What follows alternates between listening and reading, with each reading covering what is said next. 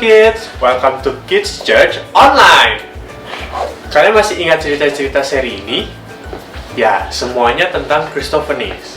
Kristofenis adalah penampakan Yesus dalam perjanjian lama. Ratusan tahun sebelum dia lahir di bumi. Yesus selalu ada dan kasih-Nya bagi kita tidak pernah berubah. Itulah sebabnya dia mengunjungi beberapa orang untuk membantu mereka bahkan sebelum kelahirannya di dunia.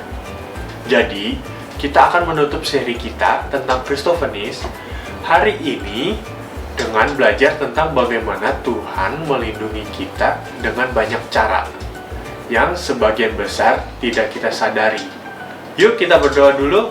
Tuhan, terima kasih untuk hari ini Tuhan. Terima kasih untuk waktu yang telah Kau berikan untuk minggu ini Tuhan. Buka telinga kami Tuhan untuk mendengarkan firman-firman dari Engkau Tuhan. In Jesus name we pray. Amen. Nah, sebelum kita mulai, kita lihat video song kita dulu ya.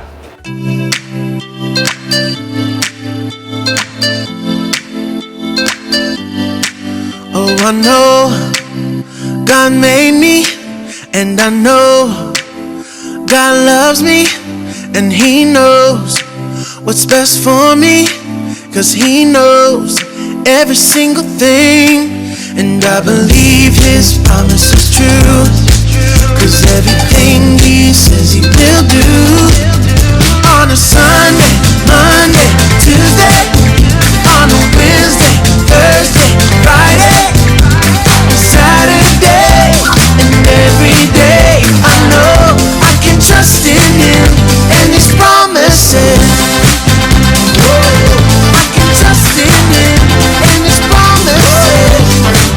Oh, I know God made me, and I know God loves me. Yeah, He knows what's best for me, 'cause He knows every single thing. And I believe His promise is true, 'cause everything He says He will do. Oh, on a Sunday, Monday, Tuesday, on a Wednesday, Thursday, Friday, on Saturday, and every day I know I can trust in Him and His promises. I can trust in Him and His promises. so come on and lift your hands to the ceiling. Don't be afraid to shout. So come on and lift your hands to the ceiling. God will never let us down. So come on and lift your hands to the ceiling. Don't be afraid to shout. Come on and lift your hands to the ceiling. God will never let us down. On a Sunday, Monday, Tuesday, on a Wednesday, Thursday, Friday, on Saturday, and every day I know I can trust in Him and His promises. Such your promises, can trust in your promises. I can trust in Him, can trust in Him.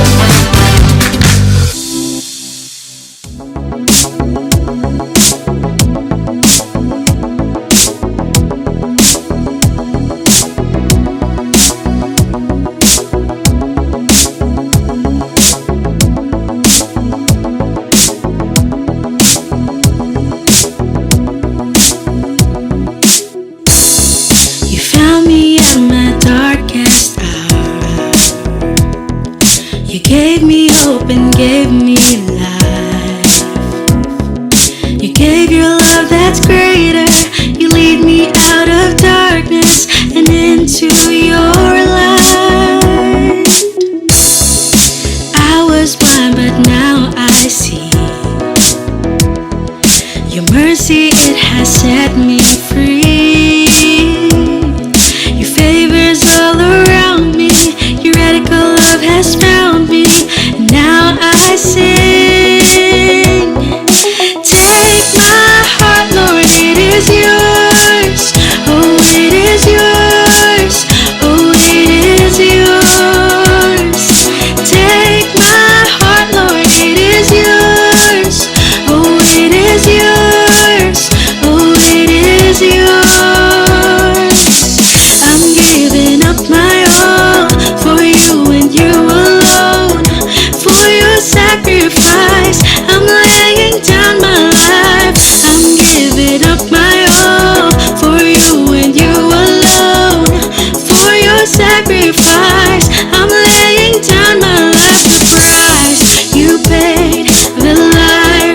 you gave the cross and the grave. My sins now erased. The price you paid, the life you gave. The cross and the grave. My sins now erased. Take my heart, Lord, it is yours. Oh, it is yours. Oh, it is yours. Take my life, Lord, it is yours. Oh, it is yours. Oh, it is yours.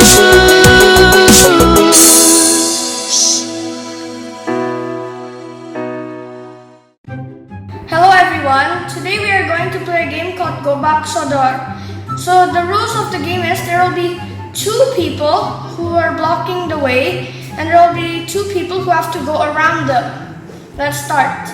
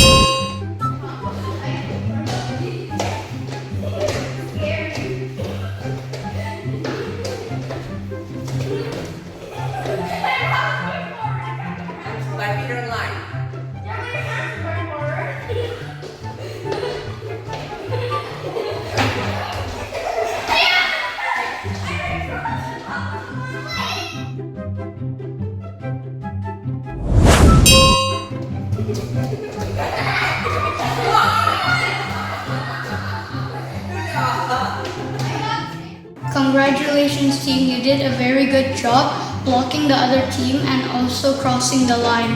Today we will learn about the angel of God or Jesus preventing a man from hurting the Israelites. Wah, seru juga ya gamesnya. Kalian bisa mencobanya nanti di rumah. Games ini tentang bagaimana kita protecting the line sehingga orang lain tidak bisa melewatinya. Dan cerita kita kali ini juga mengenai bagaimana Yesus, sang malaikat Tuhan, melindungi bangsa Israel dengan memblok seseorang yang mau mencelakai bangsa Israel. Menarik ya. Kalian mau tahu ceritanya? Yuk kita tonton videonya dulu. Hey, Dad, playing a game, huh? But you don't look so happy. What's up? I'm upset with my parents. There's this video game that my friends are all playing, but when I asked my parents to buy me one, they said no. Can you believe that? They said no. And they said that when they checked it out, it was violent. But I told them it was just a game. Well, Debs, it looks like your parents are just taking care of you. Does that upset you? I don't know. It's just that all my friends have it. And I want to play with them. They told me to get it so I can, join them. They're wizards and sorcerers and wars. Sorcerers! Oh man, let me tell you the story of a sorcerer named Balaam. Oh, another story, eh? That better be a good one. Whoa, Kuya Carlo, you never told me there's a talking donkey in this story. Yeah, well, this happened during the time when the Israelites were traveling with Moses to the promised land. The king of Moab saw them approaching near his land, so he hired a sorcerer named Balaam to curse them, send them away. Wait, what? Curse Moses and the Israelites? Did he hear about what happened in Egypt? This I gotta see. Okay, so the Lord sent his angel to kill Balaam. Weirdly enough, only Balaam's donkey could see this angel. To protect Balaam, the donkey tried to get off the path they were taking. So Balaam got angry and beat him for doing this. The donkey does this 2 more times to avoid the angel. And 2 more times, he gets beaten by Balaam. Ouch. The donkey was just trying to protect him. Exactly. So God gave the donkey a voice. I could imagine the donkey saying, "Dude, what's up? I'm just protecting you." Yeah, pretty close, pretty close. The donkey reminded him that all the years Balaam has been riding him, he'd never done anything like this before. And that was the time the angel appeared to Balaam. Oh man, Balaam must have gotten it from the angel, huh? Oh, the angel told him how Balaam was only spared because of the donkey's actions. After that, he allowed him to go on with his journey to Moab, but do the opposite of what the Moabites asked him to do. Wait, Kuya Carlo. Are you trying to say that God used a donkey to save Balaam to bless the people? Come on, a donkey? Well, that's right. Balaam was spared to fulfill God's purpose, to bless the Israelites instead of curse them. Balaam blessed them 3 times, as many times as the donkey saved them from the wrath of God. God could also have easily wiped out the Israelites because of their sins, but He wants to bless His people so much. You know what, Kuya Carlo, that makes sense. You know, like Balaam, I tend to force things to get what I want, but that makes me do bad decisions. And like this, a fight with my family. But now that I realize it, that these people that God is surrounding me with are just there to protect me and keep me safe from harm, even if I don't understand it at first. Yeah. And that's exactly why God sent Jesus. I mean, He hates sin, but He loves us. So Jesus came here to die for our sins, so that, we would always be with God. We'd get that chance to be with Him. And that's what Jesus is doing. He was doing it before, He's doing it even today, and He'll be our Savior forevermore. Wow. Hope you guys love that. God bless you all. God bless you. Nah, kita sudah berada di minggu terakhir di seri kita Jesus BC. Seperti yang tadi kalian lihat videonya, kita akan melihat cerita tentang bangsa Israel. Orang Israel sedang dalam perjalanan ke Tanah Perjanjian setelah melarikan diri dari Mesir. Mereka harus melewati negeri-negeri yang bermusuhan atau tidak terlalu baik kepada mereka. Salah satunya, negara tersebut adalah Moab. Raja di sana, Balak, takut kepada orang Israel. Jadi, dia mengirim utusan ke Bileam, seorang penyihir, untuk mempekerjakan dia untuk mengutuk orang Israel. Kalian tahu penyihir itu apa? Mereka punya kekuatan sihir, memantra orang dengan black magic. Mau black magic, white magic, bukan sesuatu yang benar di hadapan Tuhan. Sekarang kita lihat di Alkitab apa yang Tuhan lakukan terhadap penyihir ini. Mari kita buka di Bilangan 22 ayat ke-12. Lalu berfirmanlah Allah kepada Bileam, "Janganlah engkau pergi bersama-sama dengan mereka. Janganlah engkau mengutuk bangsa itu, sebab mereka telah diberkati." Awalnya sih Bileam obey sama Tuhan ya, dan tidak pergi bersama orang Moab. Tetapi pada kunjungan kedua orang Moab, Bileam tergoda dengan hadiah besar yang dijanjikan Raja Balak kepadanya. Jadi, dia menyuruh para utusan untuk bermalam, sementara dia berkonsultasi dengan Tuhan. Walaupun dia tahu bahwa Tuhan tidak ingin dia pergi, Tuhan ingin menguji Bileam untuk melihat apakah dia benar-benar akan pergi. Jadi Tuhan menjawab, ya. Sekarang kita lihat lagi di Bilangan 22 ayat ke-22 sampai 23. Tetapi bangkitlah murka Allah ketika ia pergi, dan berdirilah malaikat Tuhan di jalan sebagai lawannya. Bileam mengendari keledainya yang betina, dan 2 orang bujangnya ada bersama-sama dengan dia. Ketika keledai itu melihat malaikat Tuhan berdiri di jalan, dengan pedang terhunus di tangannya. Menyimpanglah keledai itu dari jalan dan masuk ke ladang. Maka Bileam memukul keledai itu untuk memalingkannya kembali ke jalan. Hal ini terjadi sebanyak 3 kali. Apa yang terjadi dengan keledai itu ya? Sepertinya malaikat itu bertekad untuk menghalangi Bileam dengan menggunakan keledai itu. Coba kita baca lagi. Bilangan 22 ayat 28 sampai 34. Ketika itu Tuhan membuka mulut keledai itu, sehingga ia berkata kepada Bileam, "Apakah yang kulakukan kepadamu sampai engkau memukul aku 3 kali?" Jawab Bileam kepada keledai itu, "Karena engkau mempermainkan aku, seandainya ada pedang di tanganku, tentulah engkau kubunuh sekarang." Tetapi keledai itu berkata kepada Bileam, "Bukankah aku ini keledaimu yang kau tunggangi selama hidupmu sampai sekarang? Pernahkah aku berbuat demikian kepadamu?" Jawabnya, "Tidak." Kemudian Tuhan menyingkapkan mata Bileam. Dilihatnyalah malaikat Tuhan dengan pedang terhunus di tangannya, berdiri di jalan. Lalu berlututlah ia dan sujud. Berfirmanlah malaikat Tuhan kepadanya, "Apakah sebabnya engkau memukul keledaimu sampai 3 kali?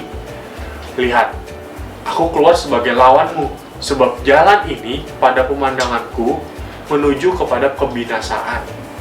Ketika keledai itu melihat aku, telah 3 kali ia menyimpang dari hadapanku. Jika ia tidak menyimpang dari hadapanku, tentulah engkau yang kubunuh pada waktu itu juga, dan dia kubiarkan hidup. Lalu berkatalah Bileam kepada malaikat Tuhan, "Aku telah berdosa, karena aku tidak mengetahui bahwa engkau ini berdiri di jalan menentang aku. Maka sekarang hal itu jahat di matamu. Aku mau pulang." Wow, luar biasa sekali. Kalian lihat keledai itu melihat malaikat Tuhan menghalangi jalan dan berbalik membuat Bileam marah. Seperti yang kita pelajari minggu-minggu sebelumnya, sang malaikat Tuhan yang dimaksud adalah Yesus. Yesus menghalangi jalan Bileam untuk menghentikannya mengutuk umat Allah. Mengutuk berarti meminta kekuatan gaib seperti setan untuk menyakiti satu orang atau lebih. Bileam adalah seorang penyihir, seseorang yang tidak mengikuti Tuhan. Dia tahu tentang Tuhan, tetapi tidak menaruh imannya kepada Tuhan saja atau menaatinya. Bahkan keledainya lebih menaati Tuhan daripada dia. Can you imagine that? Bileam memiliki banyak dewa. Dia bukan salah satu dari umat Allah, tidak seperti orang Israel. Karena bangsa Israel adalah umat Allah. Tuhan memiliki tempat khusus di hatinya bagi mereka dan melindungi mereka. Bahkan dari kutukan seorang penyihir, kita bisa melihat dari cerita ini bahwa Jesus protect us from the enemy. Bileam adalah musuh karena ia disewa oleh Raja Balaam untuk mengutuk orang Israel. Tapi karena dia tidak bisa mengutuk orang-orang yang telah diberkati Tuhan, dia menyuruh Raja Balak untuk mencobai orang Israel untuk berbuat dosa. Tapi seperti yang dikatakan Wahyu 2 ayat 14, Yesus secara aktif melindungi bangsa Israel. Tidak hanya melalui tiang, api, dan awan, tetapi juga secara fisik menghalangi orang untuk menyakiti mereka. Karena Tuhan telah memberkati orang Israel, Dia tidak akan membiarkan kutukan diucapkan atas mereka. Tuhan tidak akan membiarkan musuh, iblis, untuk membahayakan mereka. Seperti halnya Yesus melindungi bangsa Israel, Yesus juga akan melindungi kita. Yesus sangat mengasihi kita sehingga Dia menghalangi musuh-musuh untuk menyakiti kita, terutama secara rohani. Kita menerima perlindungan rohani ini ketika menaruh iman kita di dalam Yesus. Sekarang, musuh masih akan mencoba menyakiti kita dengan menggoda kita untuk berbuat dosa. Tapi, kita selalu bisa lari kepada Yesus untuk meminta bantuan. Karena, power truth kita mengatakan, Jesus never stop loving and helping me. Ayo kita katakan lagi, Jesus never stop loving and helping me. Dan power verse-nya di Romans 8:38 until 39. For I am convinced that neither death nor life, neither angels nor demon, neither the present nor the future, nor any power, neither height nor depth, nor anything else in all creation will be able to separate us from the love of God that is in Christ Jesus our Lord. Yuk kita lihat power verse dance-nya.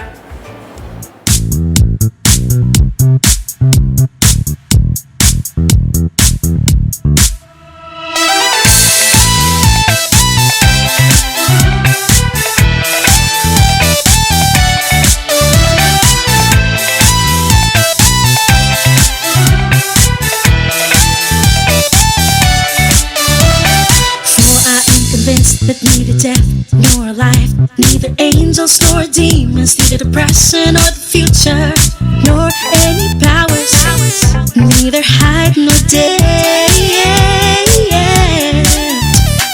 nor anything else in all creation be able to separate us from the love of God, from the love of God, from the love of God that is in Christ Jesus our Lord.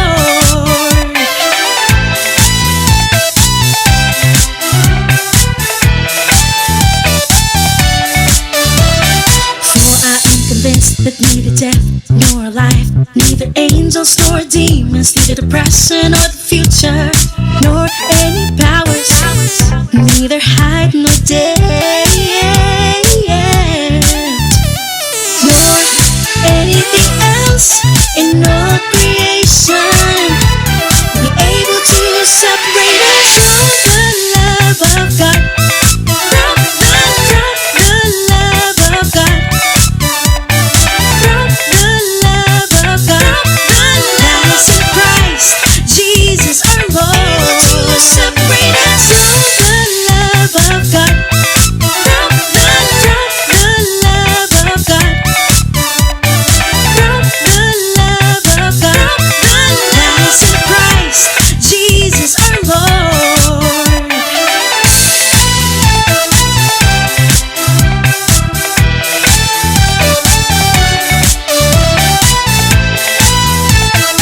Able to separate us from the love. Wah, performance dance-nya bagus banget ya.